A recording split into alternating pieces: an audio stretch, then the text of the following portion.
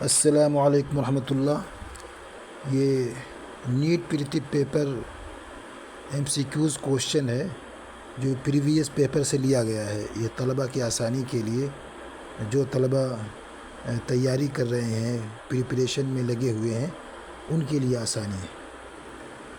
تو امید ہے کہ یہ ہماری کوشش آپ کے لیے مفید ہوگی۔ پہلا سوال ہے جامع البیان فی تفسیر القرآن، یہ کس کی تفسیر ہے؟ اس میں 4 آپشن ہے: علامہ زمخشری، امام طبری، امام رازی اور سر سید خان۔ یہ 4 آپشن ہے، تو اس کا جواب ہے جامع البیان فی تفسیر القرآن کس کی تفسیر ہے؟ تو یہ اس میں بی آپشن صحیح ہے، امام طبری کی تفسیر ہے یہ۔ اسی طریقے سے جامع البیان فی تفسیر القرآن،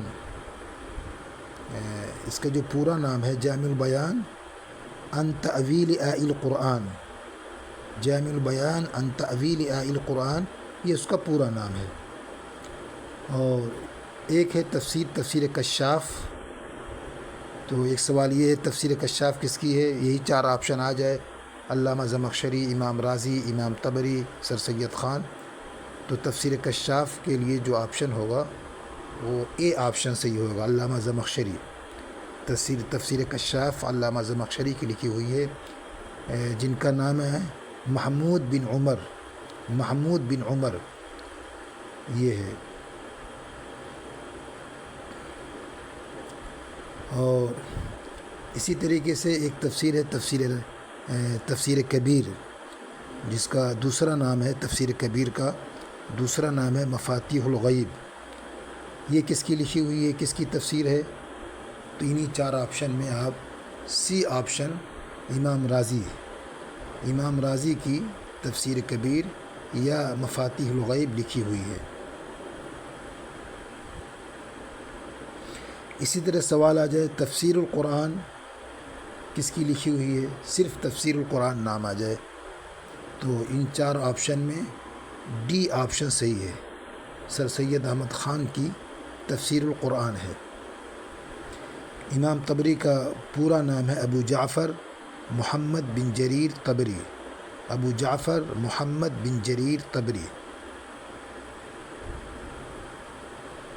اور امام رازی کا پورا نام ہے فخر الدین رازی۔ 2 رازی ہیں، ایک تو رازی ہیں جو متکلم ہیں اور مفسر قرآن ہیں، وہ فخر الدین رازی ہیں، اور ایک رازی فلسفی ہیں اور طبیب ہیں، وہ محمد بن زکریا رازی ہیں۔ تو دوسرا سوال ہے نعمان بن ثابت کس فقیہ کا نام ہے؟ نعمان بن ثابت کس فقیہ کا نام ہے؟ اس کے لیے 4 آپشن ہے: امام ابو حنیفہ، امام شافعی، امام زفر، امام مالک۔ پہلا آپشن اے صحیح ہے، نعمان بن ثابت یہ امام ابو حنیفہ رحمۃ اللہ علیہ کا نام ہے۔ امام اعظم ابو حنیفہ رحمۃ اللہ علیہ، ان کی ایک حدیث کی کتاب ہے کتاب الآثار، اور اسی طریقے سے ان کی ایک مسند بھی ہے، امام ابو حنیفہ رحمۃ اللہ علیہ کی ایک مسند بھی ہے۔ اور امام ابو حنیفہ رحمۃ اللہ علیہ کے بیٹے کا نام حماد ہے، حماد بن ابو حنیفہ۔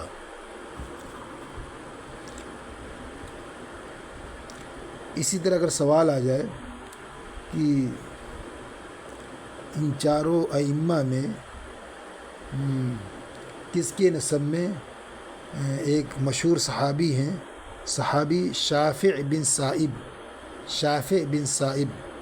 تو ظاہر ہے کہ اس کا جو آپشن ہے بی، امام شافعی رحمۃ اللہ علیہ کے سلسلہ نسب میں ایک صحابی شافع بن سائب ہیں، جن کی نسبت سے امام شافعی کو امام شافعی کہا جاتا ہے۔ اسی طرح سوال آ جائے کہ ان 4 ائمہ میں کون سے ایسے امام ہیں جن کے جو دلائل ہیں قرآن پاک ہیں اور احادیث، اجماع اور قیاس، دلائل اربع کے علاوہ ان کے اجتہاد کی بنیاد کیا ہے؟ ان کی جو اجتہاد کی بنیاد ہے عمل مدینہ. عمل مدینہ کس کے نزدیک حجت ہے؟ تو اس کا جواب ہے عمل مدینہ امام مالک رحمۃ اللہ علیہ کے یہاں حجت ہے. اس کا آپشن جو ہے ڈی صحیح ہے. امام مالک رحمۃ اللہ علیہ کے یہاں عمل مدینہ حجت ہے. اور امام شافعی رحمۃ اللہ علیہ کی جو اجتہاد کی بنیاد ہے وہ صحیح احادیث ہے. مطلق صحیح احادیث پر یہ اپنے جو ہے فقہ کی بنیاد رکھتے ہیں. ان کا دور چونکہ حدیث کے جرح و تعدیل کا دور تھا، ائمہ حدیث کے جرح و تعدیل کا دور تھا. ان کے زمانے میں، ان کے دور میں احادیث کی چھان بین ہو چکی تھی. کچھ احادیث صحیح، کچھ ضعیف. تینوں نے اپنی فقہ کی بنیاد صحیح احادیث پر رکھی. امام شافعی رحمۃ اللہ علیہ کا پورا نام ہے محمد بن ادریس، اور امام مالک رحمۃ اللہ علیہ کا جو پورا نام ہے مالک بن انس بن مالک. مالک بن انس بن مالک. امام مالک رحمۃ اللہ علیہ یہ ولید بن عبد الملک کے دور میں ہوئے، اور ان کے نزدیک مکرہ کی طلاق نہیں ہوتی ہے. امام مالک رحمۃ اللہ علیہ ایک ایسے امام ہیں جو خلفاء سے تحائف ان کے پاس آتے تھے اور یہ قبول کرتے تھے. امام ظفر رحمۃ اللہ علیہ جو آپشن سی ہے، امام ظفر رحمۃ اللہ علیہ یہ امام ابو حنیفہ رحمۃ اللہ علیہ کے تیسرے نمبر کے شاگرد ہیں، اور یہ صاحب تصنیف نہیں ہیں. یہ صاحب تصنیف نہیں ہیں. امام ظفر رحمۃ اللہ علیہ کی کنیت ابو الحزیل ہے، اور ان کے والد کا نام بھی حزیل ہے. ابو الحزیل امام ظفر بن حزیل. امام ابو حنیفہ رحمۃ اللہ علیہ کے جو دلائل ہیں، دلائل اربع، قرآن، حدیث، اجماع، قیاس، اس کے علاوہ ان کے جو استنباط اور کی جو بنیاد ہے وہ تطبیق بین الاحادیث ہے. ان کا نظریہ یہ ہے کہ آپ صلی اللہ علیہ وسلم سے ثابت جتنی بھی احادیث ہیں تو ساری احادیث کو لیتے تھے، ایک حدیث پر براہ راست عمل کرتے اور باقی احادیث میں تعویل کرتے، کسی بھی حدیث کو چھوڑتے نہیں. تو یہ ان کی کوشش یہ ہوتی کہ تمام احادیث ایک مسئلے سے متعلق جو آپ صلی اللہ علیہ وسلم سے ثابت ہے، تمام احادیث کے درمیان تطبیق پیدا کریں. تو تطبیق بین الاحادیث ان کا نظریہ ہے. اس کے بعد اگلا سوال ہے کہ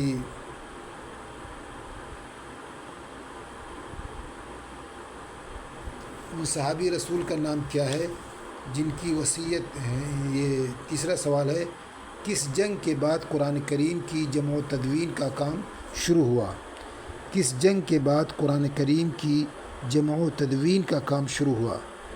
تو اس میں 4 آپشن ہے: جنگ بدر، جنگ یمامہ، اور جنگ احد، جنگ حنین.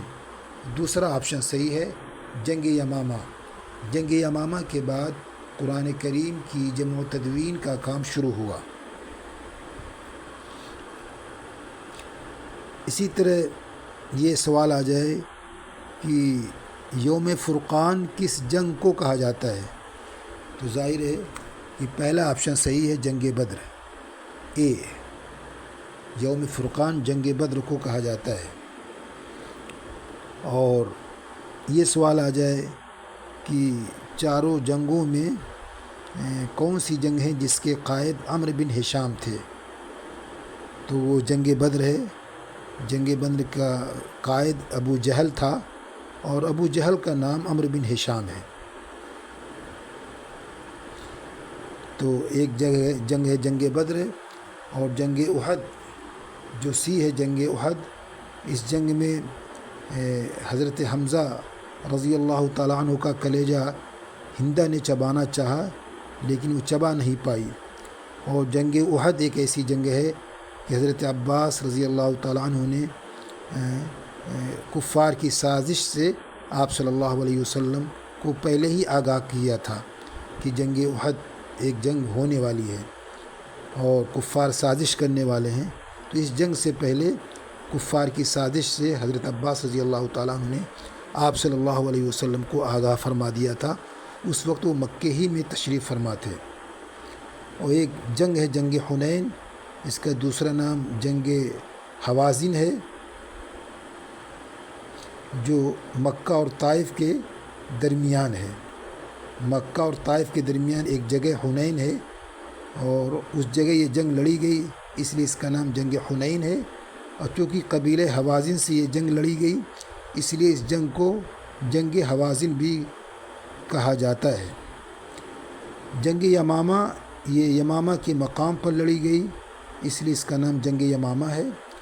اور یہ جنگ جو لڑی گئی ہے مسیلمہ کذاب سے لڑی گئی ہے۔ مسیلمہ کذاب کے خلاف یہ جنگ کی گئی تھی۔ مسلمانوں کے قائد خالد بن ولید تھے، اور مسیلمہ کذاب کو وحشی نے قتل کیا تھا۔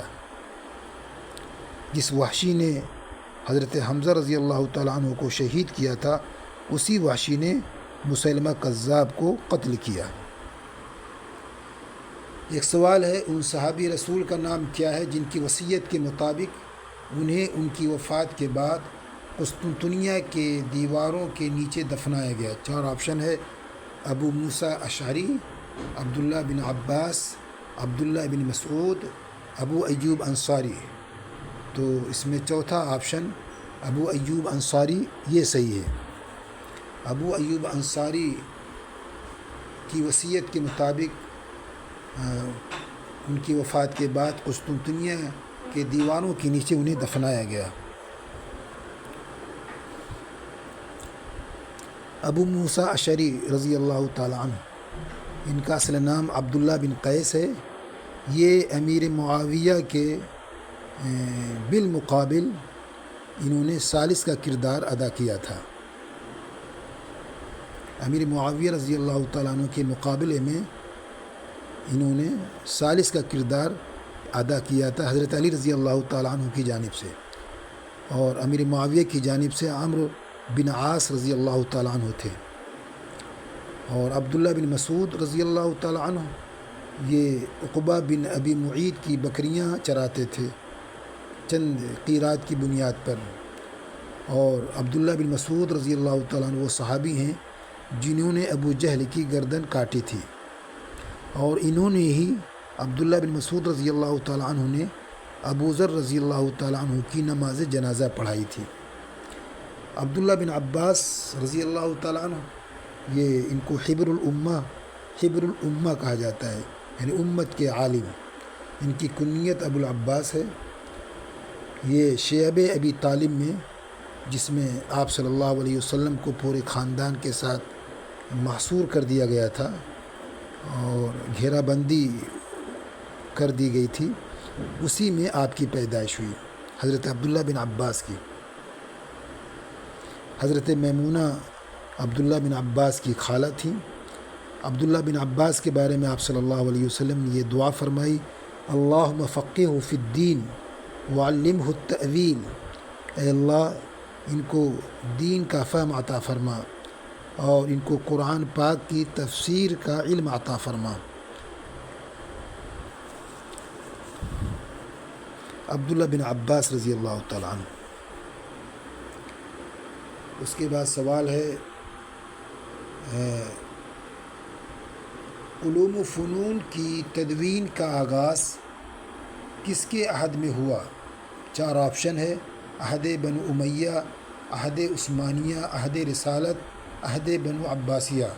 تو اس کا جواب ہے عہد بنو امیہ، اے آپشن صحیح ہے۔ عہد بنو امیہ میں علوم و فنون کی تدوین کا آغاز ہوا۔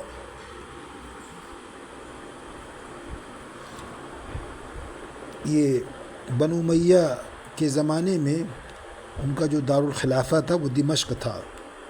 بنو امیہ یہ تقریباً 16 خلفاء ہوئے۔ ان خلفاء میں ولید بن عبد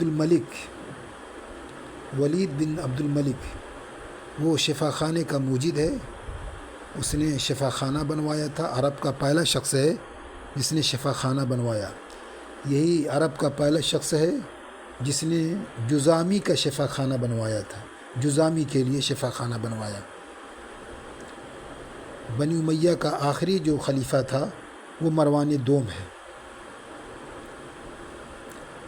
اور بنو عباسیہ میں پہلا خلیفہ ابو العباس ہے، اور اس کے بھائی منصور نے یہ دارالخلافہ دمشق سے ہٹا کر بغداد کو بنایا تھا. عہد رسالت میں ایک طبیب تھے حارث بن کلدہ، ان کو طبیب ایوب بھی کہا جاتا ہے.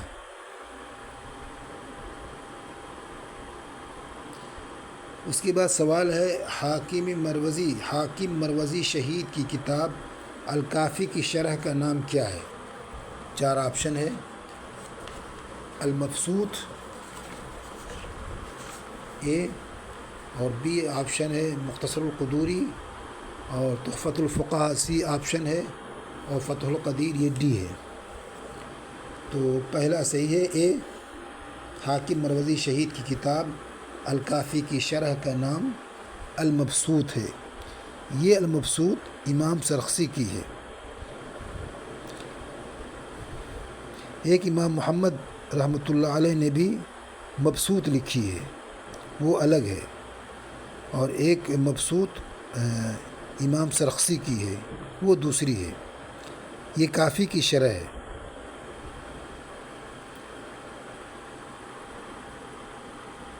مختصر القدوری یہ الگ کتاب ہے، یہ ابو الحسین احمد بن محمد قدوری کی ہے، مختصر القدوری. اور فتح القدیر ایک الگ کتاب ہے. فتح القدیر 2 ہے، ایک علامہ شوکانی کی فتح القدیر ہے جو فن تفسیر پر ہے، اور ایک علامہ بن حمام کی فتح القدیر ہے جو فن فقہ پر ہے اور ہدایہ کی شرح ہے. علامہ بن حمام کی فتح القدیر یہ فن فقہ پر ہے اور ہدایہ کی شرح ہے. اور ایک کتاب جو ہے تحفۃ الفقہاء جو سی آپشن ہے، تحفۃ الفقہاء یہ علاء الدین سمرقندی کی ہے. تحفۃ الفقہاء کی ایک شرح ہے بدائع الصنائع، یہ علامہ کاسانی کی ہے. یہ تحفۃ الفقہاء کی شرح ہے. المبسوط جو امام سرخسی کی کتاب المبسوط ہے، اس کو علامہ سرخسی نے یہ اپنے وطن میں اوس جند کے کنویں میں لکھی تھی. بادشاہ نے انہیں کنویں میں قید کر دیا تھا، اوس جند کے کنویں میں، تو وہیں سے انہوں نے اس کتاب کا اپنے شاگردوں کو املا کرایا تھا کنویں میں رہتے ہوئے. تو یہ اس کتاب کی المبسوط کی اہمیت ہے. فقہ کے موضوع پر اور بھی بہت ساری کتابیں ہیں. ایک رد المحتار ہے، علامہ ابن عابدین شامی کی ہے. یہ شرح ہے الدر المختار، اس میں خا ہے، الدر المختار، یہ علامہ حسکفی کی ہے. اور الدر المختار یہ شرح ہے تنویر الابصار کی، یہ علامہ شمس الدین تمرتاشی کی ہے. تو تنویر الابصار یہ علامہ تمرتاشی کی ہے، اس کی شرح ہے. الدر المختار یہ علامہ علاء الدین حسکفی کی ہے، اس کی شرح رد المختار ہے، یہ علامہ ابن عابدین شامی کی ہے. اسی طرح حنفی فقہ کے سے متعلق ایک کتاب ہے البحر الرائق، یہ علامہ ابن نجیم کی ہے. اسی طرح کنز الدقائق ہے، یہ علامہ ابو البرکات نصفی کی ہے. اور ایک معرکۃ الآراء کتاب ہدایہ ہے، اور صاحب ہدایہ نے سب سے پہلے ایک کتاب لکھی ہے بدایۃ المبتدی. اور بدایۃ المبتدی کا جو متن انہوں نے تیار کیا ہے، یہ انہوں نے قدوری کا متن لیا ہے اور جامع صغیر کا متن لیا ہے۔ قدوری اور جامع صغیر کا متن لے کر کے اور مختصر کر کے ایک کتاب تیار کی، بدایۃ المبتدی۔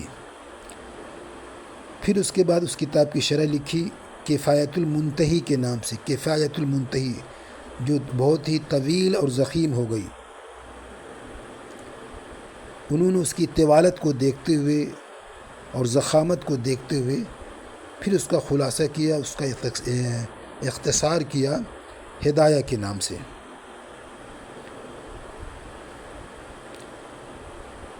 جو مدارس کے اندر زیر نصاب ہدایہ ہے وہ کفایۃ المنتہی کا خلاصہ ہے۔ اس کے بعد ہے کہ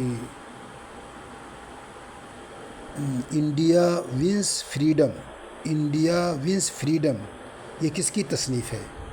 4 آپشن ہے: علامہ اقبال، سر سید احمد خان، ابوالکلام آزاد، محمد ایوب قادری۔ تو یہ ابوالکلام آزاد کی کتاب ہے انڈیا ونس فریڈم، یہ ہے۔ علامہ ابوالکلام آزاد یہ پہلے وزیر تعلیم ہیں اور ان کی غبار خاطر ہے۔ یہ کانگریس کے ورکنگ کمیٹی کے لیڈر بھی تھے۔ ان کا جو تاریخی نام ہے فیروز بخت ہے۔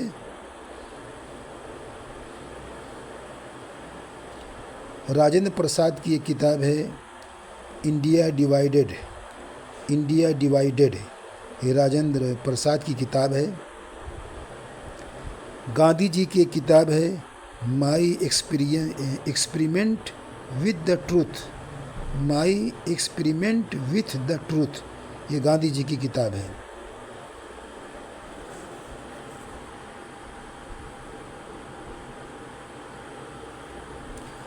اس کے بعد ہے حدیث کی اس کتاب کو کس نام سے جانا جاتا ہے جسے فقہی ترتیب سے مرتب کیا گیا ہے؟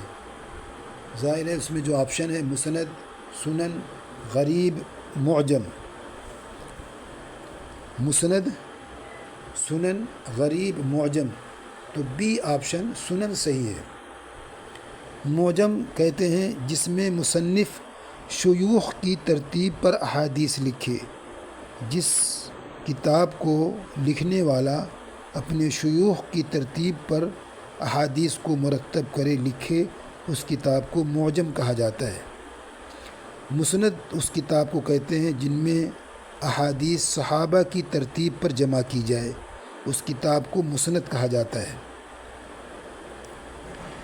اور غریب کہتے ہیں وہ حدیث جس کی سند میں ہر طبقے میں کسی ایک طبقے میں ایک راوی ہو، جس کی سند کے کسی ایک طبقے میں ایک راوی ہو کہیں پر بھی۔ غریب کا دوسرا نام مفرد ہے۔ حدیث کی وہ کتاب جو فقہی ترتیب پر مرتب کی گئی ہو، وہ مصنف کی بھی یہی تعریف ہے اور سنن کی بھی یہی تعریف ہے۔ تھوڑا سا فرق ہے، سنن میں آپ صلی اللہ علیہ وسلم کے اقوال، افعال، صحابہ اور تابعین کے اقوال و افعال کے مقابلے میں زیادہ ہوتے ہیں، اور مصنف کے اندر بھی فقہی ترتیب ہوتی ہے لیکن اس کے اندر صحابہ اور تابعین کے اقوال کی کثرت ہوتی ہے، یہ فرق ہے۔ اگلا سوال ہے ڈرامے کو زندگی کی نقالی کس نے کہا؟ ڈرامے کو زندگی کی نقالی کس نے کہا؟ یہ سوال ہے۔ تو اس کا جواب ارسطو، فیثاغورس، بقراط اور ایلیٹ۔ تو یہ ارسطو، یہ آپشن صحیح ہے۔ ارسطو نے کہا ہے کہ ڈرامہ جو ہے یہ زندگی کی نقالی ہے۔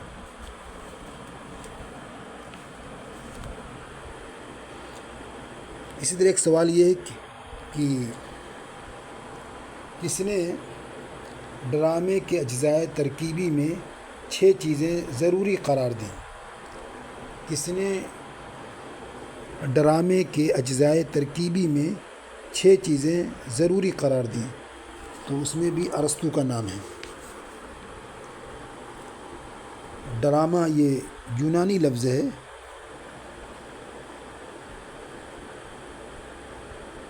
کس کے زمانے میں اردو ڈرامے کا آغاز ہوا؟ واجد علی شاہ کے زمانے میں اردو ڈرامے کا آغاز ہوا۔